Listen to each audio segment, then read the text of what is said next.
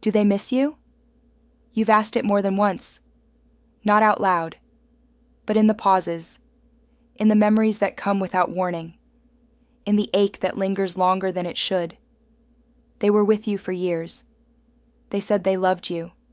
They shared routines, secrets, laughter, and now it feels like they've vanished, like none of it meant anything. So the question whispers, do they miss me like I miss them? Let's tell the truth gently. They don't miss you the way you miss them. Because you were present. They were performing. You saw a future. They saw a reflection. You gave connection. They extracted glow. And when you gave more than they deserved, they didn't feel gratitude.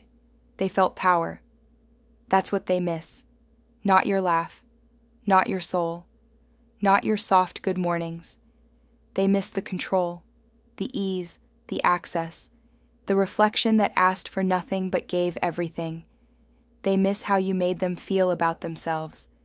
But they don't wonder how you're doing now. Not deeply, not consistently. Why? Because to miss someone, you need empathy. You need a self that connects. They never built that self. They built a mask. And masks don't mourn. They recycle. They replace. They script a new glow and act like yours never happened. It's not personal, but it is real. And that's why you feel haunted. Not because they loved you and lost you, but because you stayed real in a place they never entered fully. You existed. They echoed. And when it ended, you grieved something true. They grieved a collapse in supply. You want to believe they look back sometimes. And maybe they do. But it's not your heart they remember. It's your compliance, your adoration, your belief in them. And if that belief is gone, then so is their reason to miss you. So here is the answer. They don't miss you. But you miss being someone who still believed they could. They left, but something didn't. You changed your number, blocked them everywhere, told your friends not to mention their name. But still, you feel them. Not as a thought, as a presence, a pressure in your chest, a hesitation before you speak, a voice that asks, is this safe? Even when it should be. That's the ghost. It's not them. It's the imprint they left behind. Because trauma doesn't live in the mind alone. It lives in the body. It lives in the reflexes you didn't choose. The flinch when someone raises their voice. The freeze when someone gets too close. The need to apologize for existing before anyone asks you to. They conditioned you to associate love with fear, attention with eggshells, silence with punishment. And now, even in their absence, your nervous system scans the room for danger they no longer occupy. That's why you feel haunted. Not by them. By the version of you that still thinks love must be earned. The version that learned to contort, to fawn, to disappear, just to stay safe. That's the ghost that lingers. And it doesn't leave with time. It leaves with truth. You weren't weak. You weren't foolish. You were rewired by repeated exposure to emotional unpredictability. Your body didn't betray you. It protected you the only way it knew how. That flinch? That's history, not identity. That apology? That's programming, not guilt. And that ache in your chest when someone asks if you're okay? That's not love. That's the echo of a wound that was never supposed to be yours. You've done the hardest part. You broke the mirror. You walked away. But now comes the quiet work. Not forgetting them. Reclaiming you. Because the ghost doesn't want revenge. It wants rest. It wants to know the threat is truly gone. And this time, when silence comes, it's not abandonment. It's safety. You keep wondering if you should have said more. One last message. One final explanation. Something to make it feel complete. But closure isn't a conversation. It's a boundary. And here's the truth they never want you to know. You don't owe closure to someone who never showed up as themselves. You weren't with a whole person. You were with a persona, a mask, built to attract, disarm, extract. They mirrored your soul until you trusted the reflection, then disappeared the moment it stopped serving them. And now you want to explain? To clarify? To walk them through the pain they caused? You can't heal a wound with the same blade that made it. And narcissists don't return for understanding. They return for access.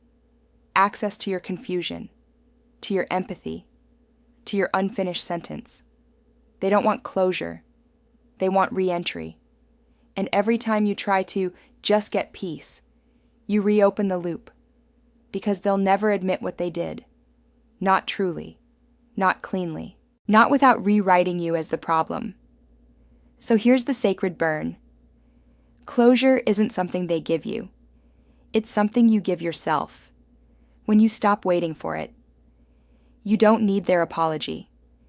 You need your own permission to walk away without it. You don't need to be understood by someone committed to misunderstanding you. You don't need to revisit the fire just to prove you were burned.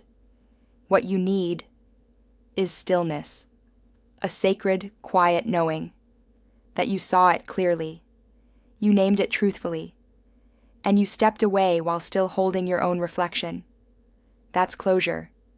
It won't come in a message. It won't come in a late-night apology. It won't come in a regretful glance that finally makes it all make sense.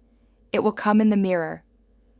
When you can look at yourself and say, I don't need anything from the mask that lied to me. And then you close the door, without slamming it, without screaming, without begging to be seen. Because this time, you see yourself. It didn't end with a scream. It ended with a silence you didn't know how to explain. Not heartbreak, not rage, just quiet. Like something sacred had been stolen, and no one else noticed. You weren't the same after them. Not because they mattered, but because you did. And somewhere in that mirror maze, you started disappearing to keep the peace. You flinched in advance. You doubted your own reflection. But it wasn't random. It wasn't your fault. They built that silence in you. One subtle dig at a time. One missing apology. One moment of rage, followed by nothing at all. And slowly, the part of you that once danced in sunlight began to tiptoe through shadow. You forgot how to ask for comfort. You forgot what stillness felt like without fear. You forgot that love was ever supposed to feel like safety. And maybe you're still quiet now, still unsure, still wondering how it got this far without anyone noticing. But I promise you, you noticed. And that noticing, that's the beginning of return. Because the cut that made you quiet was also the cut that showed you what not to become. You didn't break. You adapted. You survived. And now, you're remembering. The voice you silenced. The laughter you buried. The self you thought had died. It's still here. It's always been here. It was just waiting for the noise to end. So when you ask, why does it still hurt? It hurts because it mattered. Because you gave something real to someone who only gave you a script. Because you were hoping for love and walked into a mask. They weren't confused. They were constructing you. You weren't weak. You were being rewritten. And now that you've remembered your name, don't waste another breath explaining the pain to someone who caused it. You don't owe your story to your wound. But ask yourself this.